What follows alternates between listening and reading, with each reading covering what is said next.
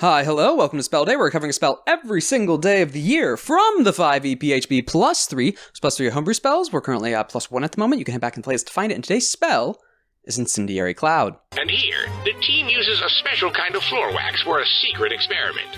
In this case, experiment is another word for crime. And up it goes. It seems stacks of incriminating evidence do burn just like everything else. 8th level conjuration, casting time of 1 action, range of 150 feet, components verbal semantic, duration concentration up to 1 minute. A swirling cloud of smoke shot through with white-hot embers appears on a 20-foot radius sphere centered on a point within range. Cloud spreads around corners and is heavily obscured. It lasts for the duration or until a wind of moderate or greater speed, at least 10 miles per hour, disperses it. When the cloud appears, each creature in it must make a dexterity saving throw. A creature takes 10d8 fire damage on a failed save for half as much damage as a successful one. The creature must also make the saving throw when it enters the spell's area for the first time on a turn or ends its turn there. The cloud moves 10 feet directly away from you in a direction that you choose at the start of each of your turns.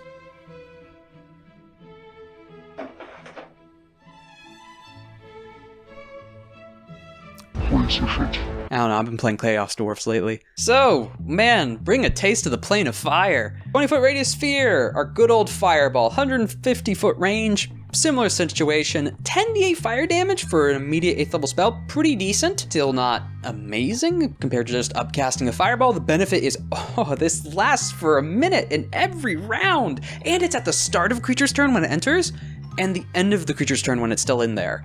And it's a moving sphere. 10d8 fire damage that you can just keep doing every turn, and we're gonna get to an additional feature in the second clause at the end of it.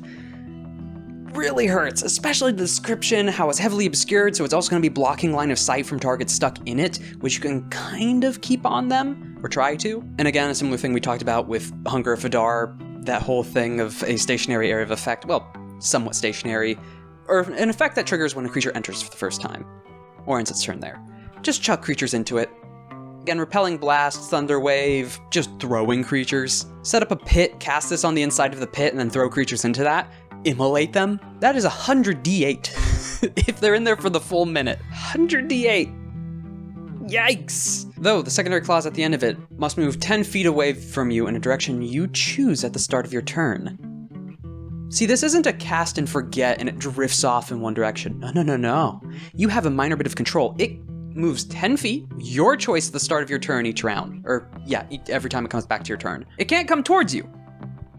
Any direction 10 feet away from you, angling it, you can move it. It doesn't say you can't get close to it, though, or change where you're angled. You're not stationary for this entire spell. If you put yourself on a mount or a flying mount or something really fast and move, you can just ping pong this around. Again, 10 feet, not that much movement, but being able to still orient it 10 feet, 20-foot radius over 10 feet, that's still a massive shifting area. Especially if you're in confined quarters.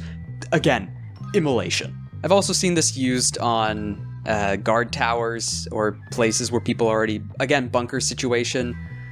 A lot of things that Stinking Cloud had applied to also apply to this and all the stationary tunnels and the smoking out. Except this one's burning out or just killing.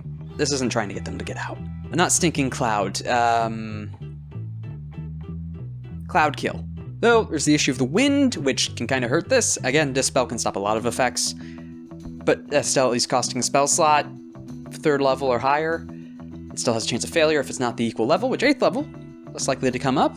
But the 10 miles an hour, I guess it depends how often wind comes up in your games, or creatures actually have gust. But outside of that, 7 out of 10. It's not bad.